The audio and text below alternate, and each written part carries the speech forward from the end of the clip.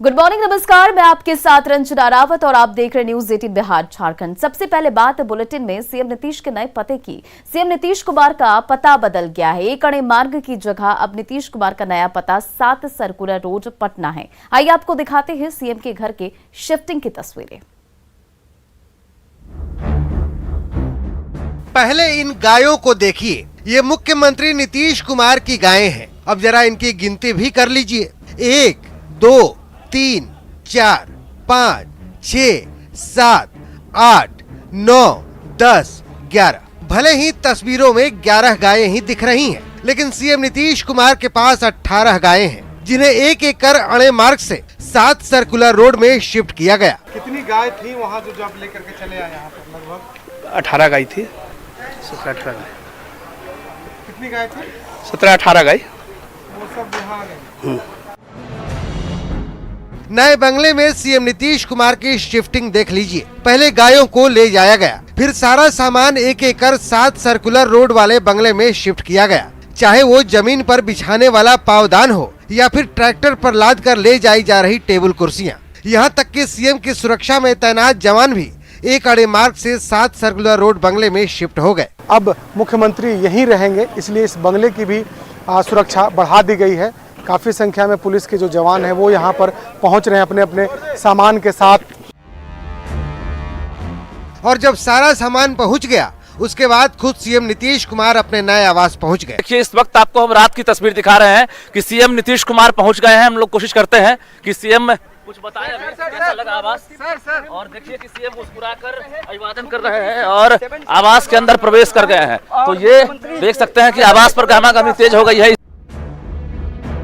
एक अड़े मार्ग में रेनोवेशन का काम होना है। सीएम हाउस को भूकंप रोधी बनाया जाना है, जिसके चलते सीएम नीतीश कुमार को यहाँ शिफ्ट होना पड़ा। अन्य मार्ग में 3 साल से कोई काम नहीं हुआ है। 2 साल कोरोना और उसके पहले अन्य भी। तो जो एक रिनोवेशन का काम पुरानी बिल्डिंग में रखरखाव का काम होता है, वह सब काम करवाने के बाद ही उस कारण से वो यहाँ आ रहे हैं। ऐसा नहीं है कि नीतीश कुमार पहली बार 7 सर्कुलर रोड में रहने गए हैं। इसके पहले 2014 में भी नीतीश कुमार इस बंगले में शिफ्ट हुए थे, जब उन्होंने जीतन राम मांझी को मुख्यमंत्री बनाया था। नीतीश कुमार के लिए इस बंगले की अहमियत इसी बात से समझ सकते हैं कि यहीं रहते हुए उन्होंने आरजेडी के साथ महागठबंधन किया और एक बार फिर से बिहार के सीएम बने। अब जबकि एक बार फिर नीतीश कुमार को लेकर सियासी गलियारे में कई तरह की चर्चाएं चल रही हैं। इन चर्चाओं के बीच नीतीश कुमार का एक बार फिर 7 सर्कुलर रोड बंगले में शिफ्ट होना इन चर्चाओं को चरम पर पहुंचा रहा है। न्यूज 18 के लिए पटना से शैलेंद्र कुमार के साथ रजनीश कुमार की रिपोर्ट। और शुक्रवार को नीतीश कुमार तेजस्वी यादव की इफ्तार पार्टी में शामिल हुए और तेज प्रताप यादव ने कह दिया कि आ गए हैं तो सरकार बनेगी, जबकि आरजेडी के प्रदेश अध्यक्ष जगदानंद सिंह साफ साफ कह रहे हैं कि नीतीश के लिए आरजेडी में कोई वैकेंसी नहीं है।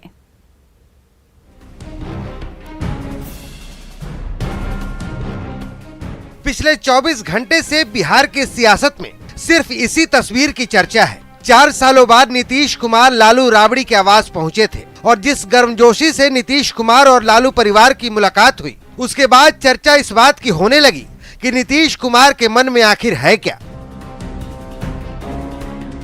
अब नीतीश कुमार के मन में जो भी हो वो तो वही जानते होंगे, लेकिन तेजस्वी की इफ्तार में नीतीश कुमार शामिल क्या हुए, आरजेडी की अंदरूनी सियासत फिर से गर्म हो गई। शुक्रवार की रात चाचा नीतीश के घर पधारने की खुशी तेज प्रताप यादव को इतनी ज्यादा हो गई कि तेज प्रताप ने तुरंत ऐलान कर दिया कि घर में चाचा की एंट्री हो चुकी है, तो सरकार भी बन रही है। आपने लिखा था कि नीतीश जी की एंट्री, आज एंट्री हुई। हाँ, तो एंट्री हुई तो सरकार भी बनेगी, मुख्यमंत्री तेजस्वी बनेंगे। शुक्रवार को तेज प्रताप यादव ने चाचा नीतीश कुमार से बातचीत होने का दावा किया और शनिवार को आरजेडी के प्रदेश अध्यक्ष जगदानंद सिंह लाल हो गए। जगदानंद सिंह ने साफ साफ कहा कि आरजेडी में उनके लिए कोई वैकेंसी नहीं है। अब उनकी कुर्सी है, अब उनकी कुर्सी पर सुविधा अनुसार कहाँ जाएंगे नहीं आएंगे, लेकिन राजद की तरफ से उनको कोई कुर्सी नहीं मिलने वाली।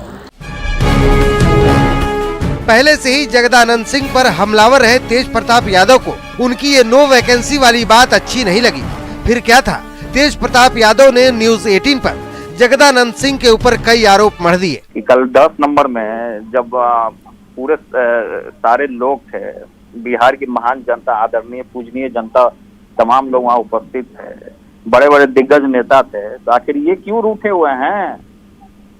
इसमें रूठना क्या? जब सरकार बनाना है, जब हमने कह दिया है कि मैं सरकार बनाऊंगा, तो इनको तो खुशी जाहिर करना चाहिए कि सरकार बन रही है और तेजस्वी जी सीएम बनेंगे। तो क्या ये चाहते हैं जगदानंद सिंह जी कि तेजस्वी जी सीएम नहीं बने? जगदानंद सिंह जी क्या चाहते हैं कि तेजस्वी जी सीएम नहीं बने? इसलिए जगदानंद सिंह जी को इन बयानों से बचना चाहिए और खुल करके सामने आ करके हम दोनों बच्चों को गले लगा करके और तेजस्वी को सीएम बनाना चाहिए और स्वीकार करना चाहिए। पिताजी का, मैं आपको बता रहा हूँ, पिताजी का बेल हो गया है, इसीलिए जगदानंद सिंह जी पूरे हताश हो गए हैं कि अब इनका सुपड़ा साफ हो जाएगा। जगदानंद सिंह और तेज प्रताप यादव के बीच जुबानी जंग कोई नया नहीं है, लेकिन सरकार बनाने के दावे पर ये जो नई बहस शुरू हुई है वो कहां तक जाती है, देखते रहिए। न्यूज 18 के लिए पटना से धर्मेंद्र के साथ ब्यूरो रिपोर्ट, न्यूज 18 नेटवर्क। और शनिवार का दिन बिहार के लिए खास रहा। बिहार ने अमित शाह की मौजूदगी में 78,025 तिरंगे फहराकर पाकिस्तान का रिकॉर्ड तोड़ दिया। स्वतंत्रता संग्राम के महानायक बाबू वीर कुंवर सिंह के विजयोत्सव पर भोजपुर के जगदीशपुर में ये रिकॉर्ड बना और ये रिकॉर्ड मात्र 5 मिनट में बना। आप भी उस ऐतिहासिक और गौरवान्वित होने वाले पल को महसूस कीजिए। देखिए ये 2 तस्वीरें 5 मिनट में पाकिस्तान का किस तरह से ये रिकॉर्ड टूटता हुआ नजर आ रहा है और दूसरी तस्वीरें की एक साथ 78,025 तिरंगे गृह मंत्री अमित शाह के मौजूदगी में लहराया गया।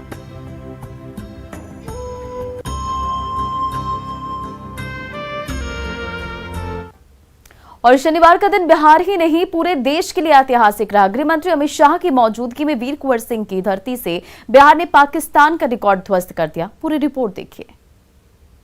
भारत माता की, भारत माता की, भारत माता की।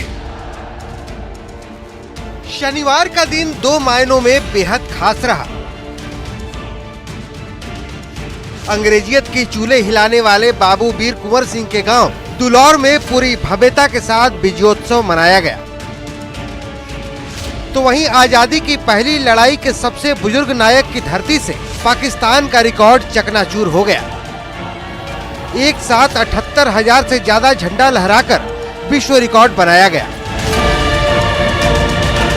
विजयोत्सव पर लोगों का जोश देखकर गृह मंत्री अमित शाह भी निशब्द थे।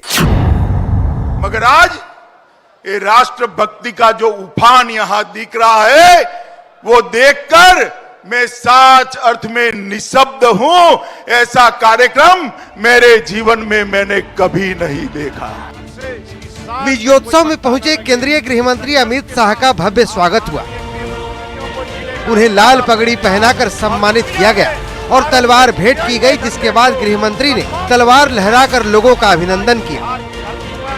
आपका शुभागमन हुआ है, हम सभी गौरवान्वित हैं। आप देख सकते हैं बाबू वीर कुंवर सिंह जी के इस पावन धरती पर तलवार दिखाकर माननीय गृह मंत्री जी ने। लोगों का जोश हाई देखकर गदगद अमित शाह ने विजयोत्सव समारोह में लोगों से अपील की कि ऐसा जयकारा लगाइए कि गूंज कश्मीर से कन्याकुमारी तक जाए। कश्मीर से कन्याकुमारी तक हमारी आवाज जानी चाहिए। देश के सभी राष्ट्रवादियों का हौसला बुलंद होना चाहिए। मेरे साथ दोनों हाथ उठाइए, झंडा उठाइए और प्रचंड आवाज के साथ बोलिए, भारत माता की, भारत माता की, भारत माता की। ऐतिहासिक पल के साक्षी बने गृह मंत्री अमित शाह ने वीर कुंवर सिंह के गांव दुलौर से 1857 के सेनानियों की स्मृति में स्मारक बनाए जाने का भी ऐलान किया। मित्रों, आज मैं वो स्थान पर गया था, कुंवर सिंह बाबू की मूर्ति को वहां पर भी श्रद्धांजलि देकर आया हूं। मेरे साथ में आरके सिंह जी बैठे थे, मेरे कान में धीरे धीरे धीरे धीरे कहते थे कि कुंवर सिंह बाबू की स्मृति में यहां भव्य स्मारक बनना चाहिए। आरके सिंह जी, आप चिंता मत करिए, भारत सरकार एक भव्य स्मारक जरूर बनाएगी। भोजपुर के भव्य मंच से अमित शाह ने एनडीए की सरकार की उपलब्धियां गिनाई तो लोगों को लालू राबड़ी के जंगल राज की भी याद दिलाई। एनडीए की सरकार आने के पहले बिहार की जो स्थिति थी, लालू रबड़ी के राज में, वो भी जरूर याद कराना चाहता हूं। हमारे आरजेडी के मित्र शायद उनको लगता है कि लालू जी की फोटो नहीं लगाएंगे तो बिहार वाले लालू यादव का राज भूल जाएंगे। मुझे बताओ भाई, जंगल राज आप भूल सकते हो क्या? अरे जोर से बोलो, भूल सकते हो क्या? दरअसल 1857 का विद्रोह अंग्रेजों के खिलाफ पहली संगठित लड़ाई मानी जाती है। भोजपुर के कुंवर सिंह ने अंग्रेजों के खिलाफ झंडा बुलंद किया था। 18 साल की उम्र में अंग्रेजों के खिलाफ 15 लड़ाइयां लड़ी थी और उनके छक्के छुड़ा दिए थे। अंग्रेजी सेना को पराजित करके 23 अप्रैल 1858 को अपने गांव जगदीशपुर पहुंचे थे। उसी 23 अप्रैल को विजयोत्सव के रूप में मनाया जाता है। न्यूज़ 18 के लिए जगदीशपुर से रवि एस नारायण की रिपोर्ट। और आरा के जगदीशपुर और सासाराम के जबोहार के बाद गृहमंत्री अमित शाह गया पहुंचे, जहां उन्होंने अति प्राचीन विष्णुपद मंदिर में पूजा अर्चना की। विष्णुपद मंदिर में गृहमंत्री अमित शाह की पूजा की एक्सक्लूसिव तस्वीरें आप अपने टीवी स्क्रीन पर इस वक्त देख रहे हैं।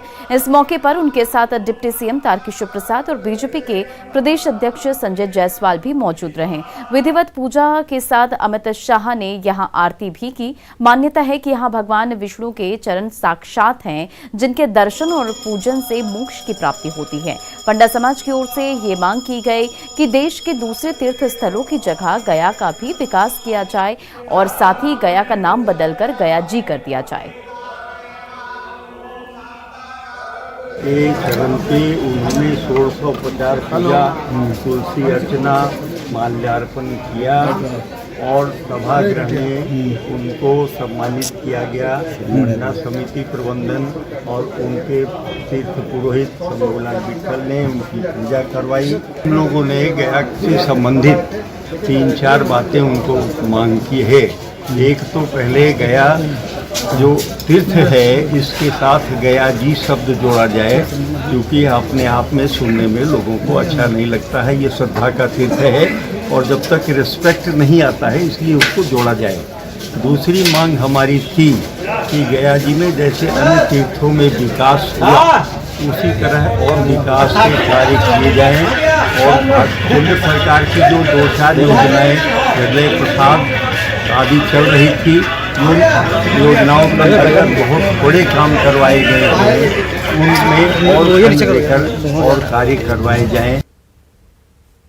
और दिल्ली के जहांगीरपुरी दंगों को लेकर जहानाबाद से बड़ी खबर सामने आ रही है। दिल्ली पुलिस की टीम दंगे के आरोपी की तलाश में जहानाबाद पहुंची है और आरोपी का नाम रजा अंसारी है, जो जहानाबाद के फदा हुसैन रोड इलाके में रहने वाले हाशिम अंसारी का बेटा है। और दंगे के बाद से रजा अंसारी की तलाश में पुलिस जो है लगातार छापेमारी कर रही है और यहां पर भी पहुंची है।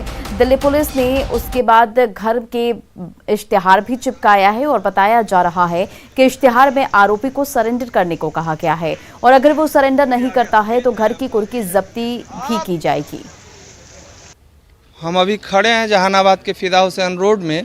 दिल्ली पुलिस की टीम यहीं थोड़ी देर पहले आई थी, लेकिन यहाँ के लोगों को कुछ पता नहीं है कि आखिर मामला क्या है। एक इश्तिहार चिपकाया गया था, वो भी अब नहीं है। पता नहीं किसने इसको हटाया, ये भी किसी को जानकारी नहीं। मेरे साथ कुछ लोग हैं, हम उनसे बात करते हैं। जरा सा उस प्रकाश में आ जाइए, लाइट में आ जाइए। क्या नाम हुआ आपका? जी मेरा मोहम्मद अमन रज़ा हुआ। अच्छा, आप उनके परिवार से हैं? जी परिवार से हैं। हाँ। लेकिन अब कोई रिश्ता नहीं है उन लोग से हम लोग का। अच्छा, वो लोग यहाँ नहीं रहते? नहीं, यहाँ रह ही नहीं करते हैं वो लोग। हम लोग से कोई रिश्ता ही नहीं है। अच्छा, तो पुलिस की टीम आई तो क्या बताई? पुलिस की टीम आप लोगों से कुछ बात नहीं, कुछ बात नहीं हुई। बस वो आए, वीडियो किए, बस नोटिस साट इन और चले गए। कुछ भी बात होता तो घर पे आकर बोलना चाहिए था। घर का वीडियो बनाया गया। अच्छा। और नोटिस साट के चला गया बस। अच्छा, कुछ बोला नहीं पुलिस? कुछ नहीं बोला। बस अब एक होता ना कि घर में आए, गार्जियन कहाँ है, कुछ पूछें, कोई मतलब नहीं, बस आए साटे। और आपका नाम क्या हुआ? मोहम्मद अमन रजा। अमन रजा। आपका नाम? मोहम्मद अलिफशानी कमर। तो यहाँ लोगों को पता नहीं है कि पुलिस क्यों आई थी, पुलिस ने कुछ बताया नहीं, एक इश्तेहार चिपकाया और चली गई। बाद में जहानाबाद पुलिस की टीम भी आई और यहाँ से घूम के देख के और चले गए। लेकिन सवाल है कि जब बताया ही नहीं गया, जो इश्तेहार चिपकाया गया वो भी किसी ने फाड़ दिया, तो आखिर किसी को क्या पता चलेगा कि क्या कारण था। राजीव रंजन विमल, न्यूज़ 18 जहानाबाद। और इस वक्त की बड़ी खबर अरवल से, जहां बेखौफ अपराधियों का उत्पात देखने को मिला है। हथियारबंद अपराधियों ने ज्वेलर्स से नकदी समेत 10 लाख रुपए की ज्वेलरी लूट ली। तो अरवल से ये बड़ी खबर, जहां व्यवसायी से 10 लाख रुपए की लूट हुई है। आपको बताते चले कि अपराधियों ने दहशत फैलाने के लिए लूट के बाद फायरिंग भी की है। और ज्वेलर्स के अनुसार 6 की संख्या में अपराधी दुकान के आसपास काफी देर तक रैकी कर रहे थे और दुकानदार जैसी दुकान बंद कर अपने घर वापस जाने लगा तो अपराधियों ने पीछा कर उसका बैग छीन लिया और उसमें रखे नकदी समेत वहां से वो लेकर फरार होते बने। और शहर के रिहायशी इलाके में हुई इस लूट से इलाके में दहशत का माहौल है। फिलहाल पुलिस पूरे मामले की छानबीन कर रही है। सोना का सामान था और ऑर्डर वाला सामान था, जो लगन का टाइम चल रहा अभी, तो कस्टमर लोग कुछ एडवांस दे देता है कि मतलब शादी में देने के लिए, वो सब सामान था। और कैश था जो 1-2 दिन जो बेचे हम। तो कितना मूल्य होगा लगभग उसका? लगभग वही 7 से 10 लाख का लगभग। और बड़ी खबर बक्सर से, जहां समारोह में गोली चली है और पति पत्नी जख्मी बताए जा रहे हैं। फायरिंग में पति पत्नी को गोली लगी और घर के बगल में समारोह चल रहा था। तो ये बड़ी खबर आपको इस वक्त की बक्सर से बता रहे हैं, जहां समारोह में गोली चली है और पति पत्नी इसमें घायल बताए जा रहे हैं। और अब बताते चले कि दोनों का फिलहाल अस्पताल में इलाज जारी है। पुलिस मामले की छानबीन कर रही है और कृष्णा ब्रह्मम थाना क्षेत्र की ये घटना बताई जा रही है। एक्सक्लूसिव तस्वीरें, जहां समारोह में गोली चली है, पति पत्नी इसमें घायल बताए जा रहे। फिलहाल दोनों का इलाज अस्पताल में जारी है। पुलिस भी पूरे मामले की छानबीन में जुटी हुई है और ये पूरी घटना कृष्ण ब्रह्मम थाना क्षेत्र की बताई जा रही है।